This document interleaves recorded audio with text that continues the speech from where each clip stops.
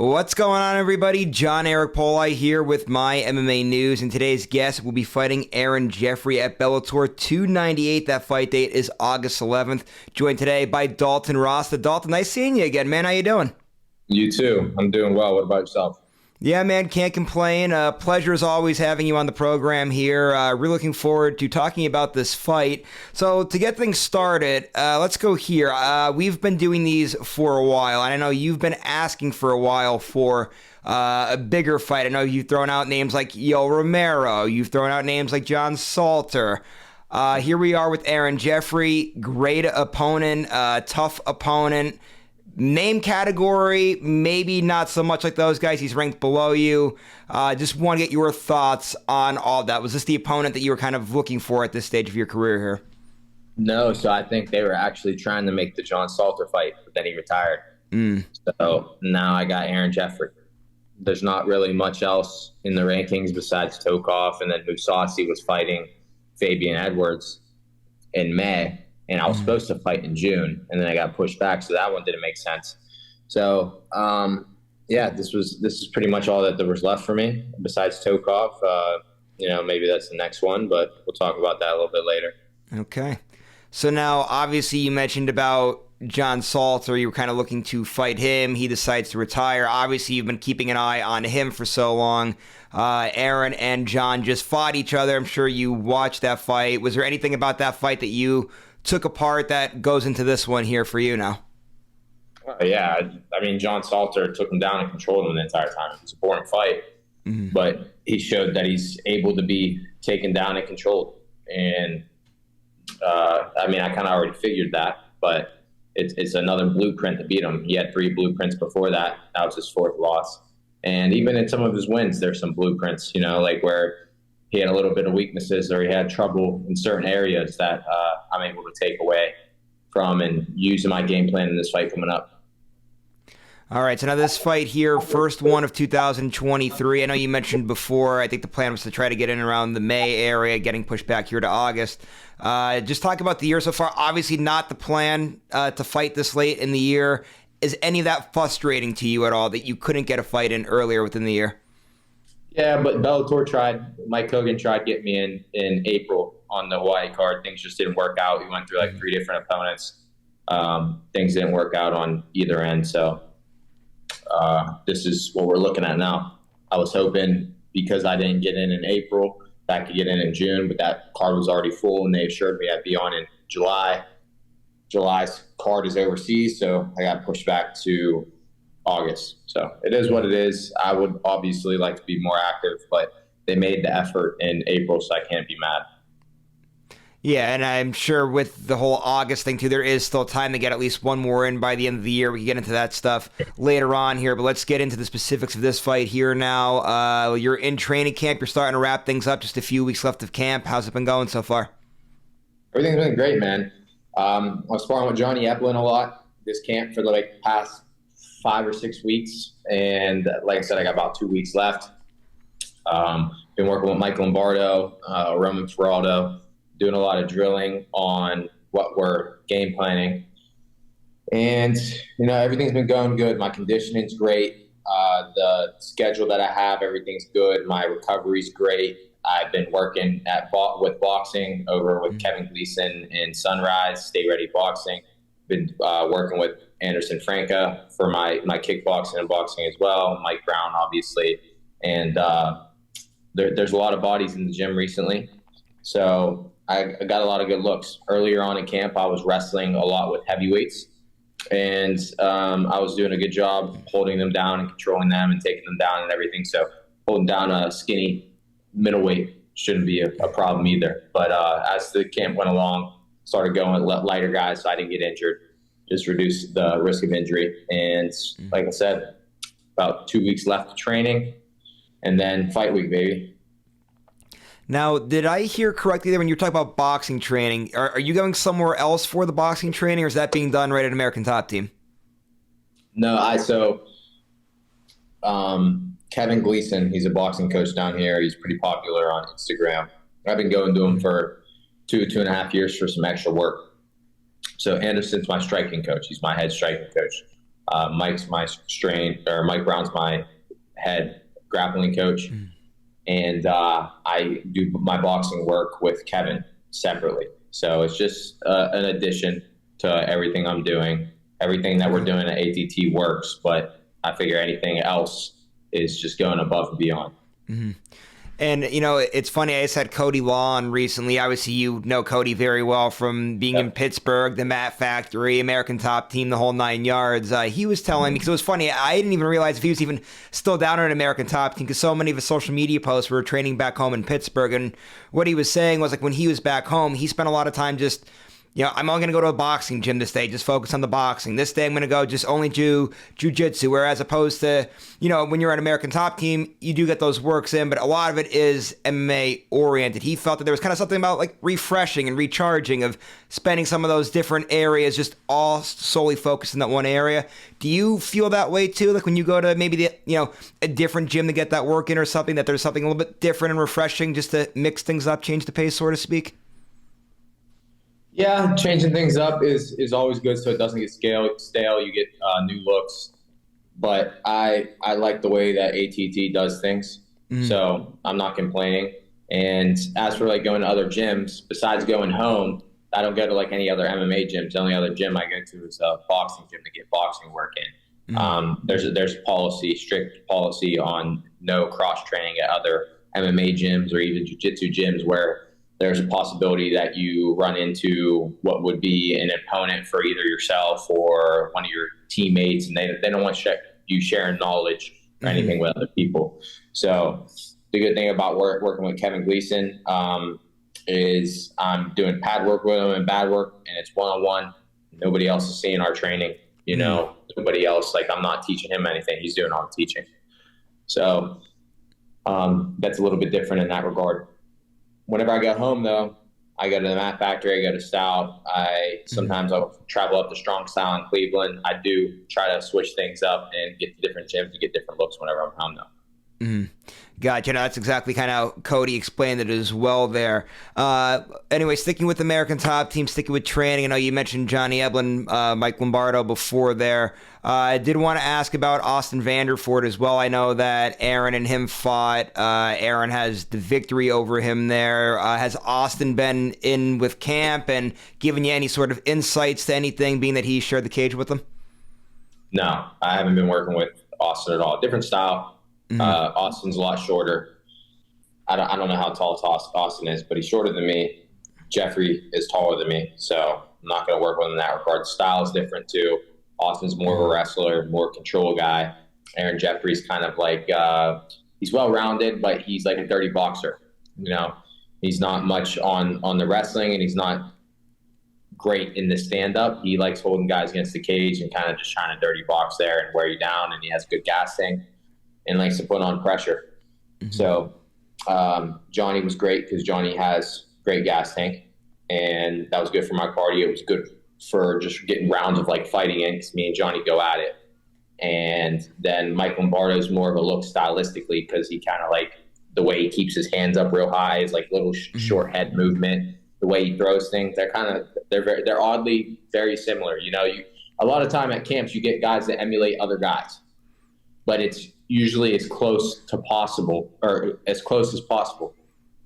But there's usually differences, whether big or small. Mike Lombardo, besides a little height difference, maybe 2 inches, is very, very, very similar. So I think he's a great look these last couple weeks. And that, of course, is the benefit about being at American Top Team, too. All the best training partners. And a lot of times it happens at that gym that you have training partners that are able to simulate things in that sort of way there. Let's talk about Aaron here now just a little bit more. Just your thoughts on him as an opponent. Obviously, everybody knows his backstory. Had those 2 opportunities to get onto the UFC roster, didn't make it. Now finds the home in Bellator. Was on a good path until his last fight where he suffered his first loss there. Just your thoughts on what you've seen out of him so far in the career. Yeah, I mean, he's a good, decent fighter. Maybe even like flirting with the realm of good, but he's not great anywhere. He's pretty mediocre in every regard, every area, every category. but he comes to fight. The dude seems like he's tough. He's durable. He takes a lot of shots. He's very hittable though, but he takes a lot of shots and he's able to keep coming forward. So he's a tough guy. And like I said, he comes to fight. He's definitely a fighter, you know what I mean? But in terms of raw skill, I think I got him beat everywhere in every single aspect of the game. And now we opened up today talking, obviously, about this matchup, but we talked about the timeline on things, how you wanted to be in there earlier. Let's go to what's next here now for you. Obviously, you got to still take care of business with the fight here, but is the plan to get at least one more fight in here by the end of the year? Oh, yeah, for sure. So fighting August 11th, the plan's to get in there again in November. That would be ideal for me. And honestly, I don't care about the opponent. I don't care what the number is next to it. I just want to get another fight. So if they give me another guy below me, they give me a guy above me, they give me like number 5 guy, number 3 guy. It doesn't matter. I just want to fight one more time by the end of the year, and we'll see who they give me, and we'll see how that pans out. All right, so now I have to ask this question here, being that you've been training with Johnny Eblen. He's going to be fighting in September. Just your thoughts on his matchup with Fabian Edwards there, and I'm sure he's looked fantastic, sure, in camp here so far. Yeah, Johnny's good, man. He's a good gas tank, well-rounded, mixes things up well. Deceptively good striking. Everybody knows he has good wrestling, good scrambles. But he keeps getting better, He's a good partner for me, good push. And I think he's going to maul Fabian Edwards. I don't see a way Fabian Edwards could win unless he lands a lucky shot up top. So now how annoying does it get on a scale of 1 to 10 whenever people ask you about what's going to happen if you guys have to fight one another? It's a question you've been asked probably a million times so far. Yeah, every single interview I get nowadays from maybe a fight ago, like not even just after this one, after the Romero Cog fight, every single interview, it's like, what happens when you and Johnny are in a fight? It's like, listen, if it comes down to that, so be it. But I don't want to fight my teammate, but my goal is to be the champion. He's the champion right now, but there's so many different moving parts. We don't know what's going to happen. We might not end up fighting each other. So I'm not going to stop training with him on for potentially being able to fight him, with the thought in the back of my head, okay, we may fight. He makes me better. He's a good push, good fighter, good training partner. So at the end of the day, I'm going to keep training with him. And then, when we cross that bridge, we'll figure it out whenever we get there. And if we have to fight, we have to fight. It's business at the end of the day. It's a friend of mine, good training partner. But like I said, a lot of moving parts. So this not necessarily means that it's going to happen for sure. Even if I end up with the next title shot, maybe he moves up a weight class, maybe he moves to the UFC, maybe, I don't know, maybe he gets injured and there's an interim title on the fucking line. There's so many different parts. And these are, like I said, these are just random things that are coming to my head right now. But there's so many different moving parts in this, and that's the honest God's truth. So, like I said, we'll cross that bridge whenever we get to it. And you guys have been dealing with this now for a while, too, because even with Austin, too, being in the mix of things, too, I mean, you guys the 3 of you have been having to answer these questions, for so long. And that's why I just want to ask. I'm sure it has to be annoying after so long. Yeah. Speaking of annoying, I do want to go here from following you on social media. This is something I know you get annoyed by, and I'm so glad that you voiced this opinion because I couldn't agree more with you. So we're going to talk about it now. LeBron James in basketball. I agree with you completely. Definitely the greatest of all time just by looking at his stats. And then I know everybody likes to throw this Jordan thing out there, and obviously Jordan, great player, but the only thing he has on LeBron is the rings, essentially. That's the only argument that they're making. And I always try to tell people, too, when they like to say things about, Jordan's tenacity and everything else. Steve Kerr had this very great line right around the time the documentary had come out about the Bulls, and he had said something like, just to give you a perspective about how different the game is now compared to then, they lost the game to the Jazz in the finals, and the Jazz didn't even make, it was in overtime, the Jazz didn't make one three-pointer the whole entire game. LeBron, I feel like, would dominate in the game like when Jordan would have played it. That's just my thoughts on it. Obviously, I know you think very highly of this as well, so I'll get your thoughts on it as well. Yeah, I mean, I think he would dominate as well. You got the three-point threat, and then also the game was different back then. Everybody's like, oh, defense is so much tougher. Tougher in what regard? Because they fouled. They fouled for the lack of skill. They fouled because they couldn't match up skill-wise, and they were getting beat. So they fouled them. So, yeah, if you want to call it tougher because for that reason, because they're getting elbowed in the face and getting pushed and everything, and they're getting called fouls, sure. But if we're talking about actual talent, actual skill, the defense was worse. If you go look at the stats, the NBA as a whole averaged more points in the 90s and the 80s than they did from 2010 all the way up to 2018.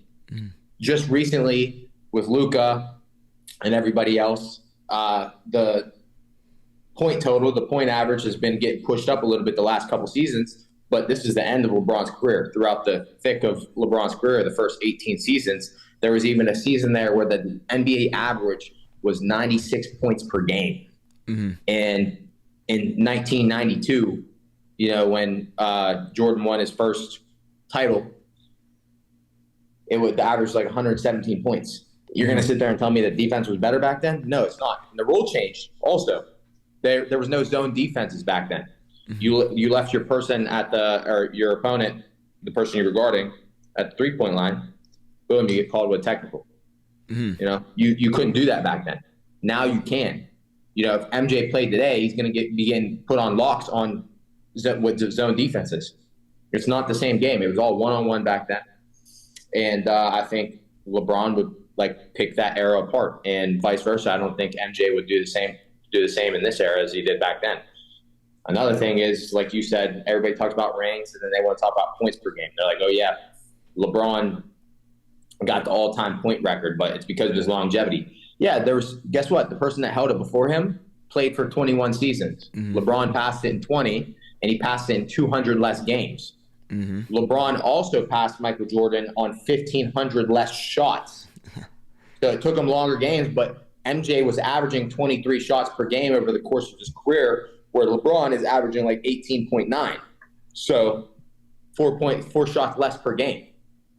And with their shooting percentage, LeBron over 50%, he shoots 4 more times a game. He's going to average more points a game than Jordan. Jordan was just a ball hog. So you want to talk about rings, you want to talk about points per game, it's irrelevant. Rings is a team award. The points per game is because he was ball hog, his most shots ever, but look who's on top at the end of his career. LeBron James. He did it in less games than Kareem, and you got plenty of other people that aren't even in the top 10 that played 21 seasons. And then on top of that, he's top 10 in 4 stat categories. Who else is there? No one. No one at all. The dude, he's the greatest ever. And people want to, talk about how he flops and all this other stuff. But Jordan would never. Yeah, okay, we're talking about flopping. Yeah, LeBron flops. But if we're talking about skill and who's the better player, LeBron's just using the rule set to his advantage. MJ would have did the same thing had people been getting calls back then. MJ is a competitor. He wants to win the game at the end of the day. So if the rule set was different and those fouls were being called, I can guarantee you MJ is going to be flopping. But people don't see it that way, and then they start talking about things like, oh, he had the killer instinct. Okay, what is the killer instinct? Define that for me. Make it tangible. Make it tangible, because it's an intangible, for one, and they'll try to argue for that. But it's that's all in the eyes of the beholder. So what actually defines that? There's nothing. It's just somebody, because they can't, with the hard proof that's in front of them that's on paper, they can't argue anything else except a team award and then MVPs, which is journalists voted by a lot of media that never played the sport of basketball a day in their life. And how many times has LeBron been snubbed of the MVP award? And then, like I said, points per game. So end of the day, LeBron's the greatest. It's going to piss a lot of people off, and a lot of people are like, there's not even a debate. It's obviously there is, because you're debating with somebody on this post about it. People talk about it every day. So if it weren't close, people wouldn't even be talking about it. Listen, I couldn't agree more. You summed that up perfectly. Hopefully that statement gets out there to everybody, too, the way how you summed it up perfectly there. Like I said, a lot of that stuff that they give to Jordan's credit, like you said, a lot of it doesn't really hold up, when you look at number by numbers, the way how you described it there. Perfectly. Well done. Well said. One more thing now before we wrap things up, though, for the day. I just wanted for you to give your girlfriend a little shout out. She's been doing fantastic work with the NXT. I'm not sure how many people know that about you or about her, but she's been doing fantastic work. I'm sure you guys have been awfully excited with all the success she's had with the WWE so far. Yeah, Gina DeLucia, she went for a tryout last year at WrestleMania, and she got picked to become a part of the NXT program. So she's been there since July, and she's every day. It's like a packed schedule. It's more packed than mine. They have like acting classes, then they have in ring, they have strength conditioning, they have all these other, like today they have to do like influencer type stuff. Like they have an influencer class today. And I don't know exactly what that entails, but it's a grind, and she's doing great. She loves it, and she's having fun, so that's what's important. But she's doing well, and she had her first match maybe a month and a half ago. It was a live match. It wasn't on Tuesdays, but it's like the little traveling matches they did, and she did well. So I'd imagine in the near future she'd be on NXT on Tuesdays on TV. Awesome, man. She's doing a lot of great work. You're doing a lot of great work as well. Looking forward to seeing this fight here on August 11th. Just last thing for the day, social media, management, sponsors, all that good stuff. Anybody got to give shout outs to? Take it away. Floor is yours. Yeah, if you want to follow me on Twitter and Instagram at Dalton Rosta, Dalton Rosta MMA on Facebook. I post all my sponsors, my training partners, my coaches, everything there. So that's the best way to keep up with me, keep up to date on my fights and what I'm doing in my life.